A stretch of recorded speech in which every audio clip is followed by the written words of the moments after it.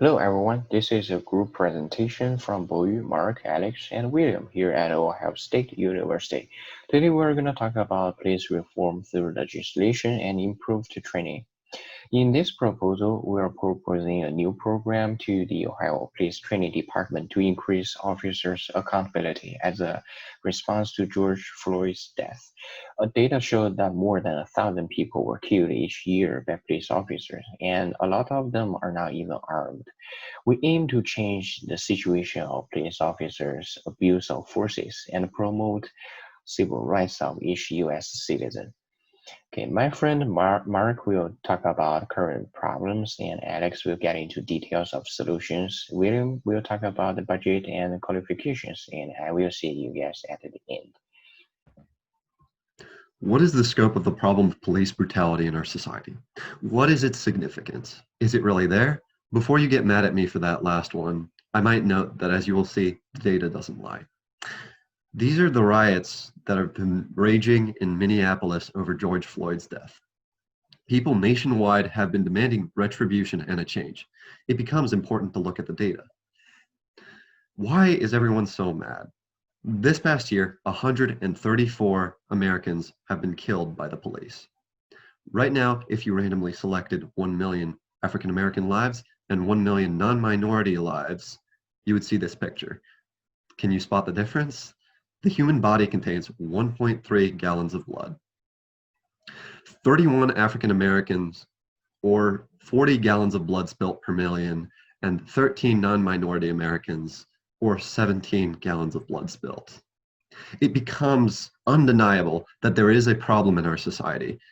And as long as police racism is maintained within our police force, nothing will change in this picture.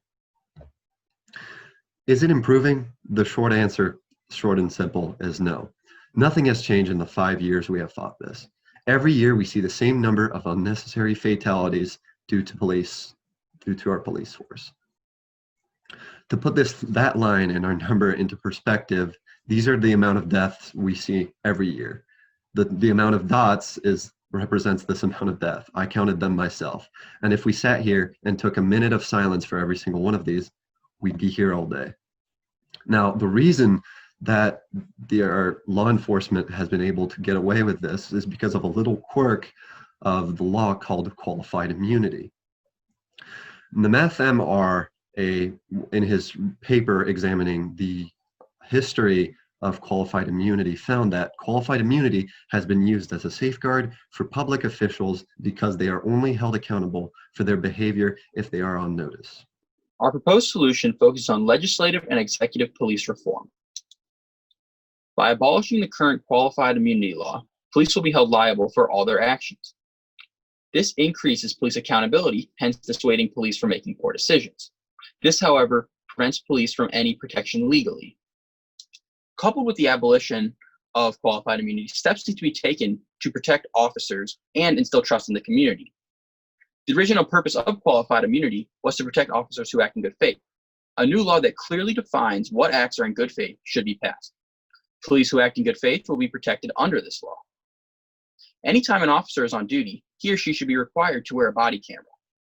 This creates a record of the officer's actions while on duty. When complaints are raised by a community member, the validity of the complaint can be checked from the footage. This protects police by proving their actions were in good faith and protects the community by providing evidence against a police who does not. Once a police officer has been fired due to malpractice, he or she should not be hired at another department. This ensures high-quality police are hired in Ohio. Thus, the community will further trust their law enforcement. Ohio police training does not require adequate de-escalation training. Police de-escalation training has proven to be moderately effective and can potentially save the lives of unarmed citizens. Police frequently are faced with high-pressure situations as well. By training officers on how to manage their stress properly, officers will be more calm and less likely to experience a fight or flight response. Both of these trainings emphasize improving the quality of protection provided by a police officer and ensures that police remain protected while on duty. All right, so let me talk about the qualification and experience of our program. To accomplish our program, self-restraint cooperation, of different regulatory bodies and groups where needed. The General Attorney and the House Assembly will be responsible for the new legislature and pass a bill. The Ohio State Patrol jointly with local patrols will hire psychologists and teachers to provide and organize educational de-escalation training to all officers. The device manufacturers will work with law enforcement to develop state-of-the-art monitoring devices for officers. Data analysis will organize and collect police data and produce meaningful analysis that can be used to improve legislature and technology. To talk about the budget of a program, a total of $103.4 million was calculated for the starting budget, and the $90.2 million budget was calculated for the maintenance of the program. Within it, the budget of the body camera program is calculated as $46.2 million to start and $90.2 million each year for the whole state. The number is calculated based on the total number of police officers in the state, the median price of body camera based on the marketing report, and price of cloud storage service based on the Google Cloud services. The budget of the course program is calculated as $57.2 million based on the price given by Right Response, American Institute of Healthcare Professionals, and the number of police officers in the state. In summary, we talked about the lack of accountability and respect of officers when they are on duty. Our two solutions: first, abolish qualified immunity and pass new laws that define what good action should be looked like.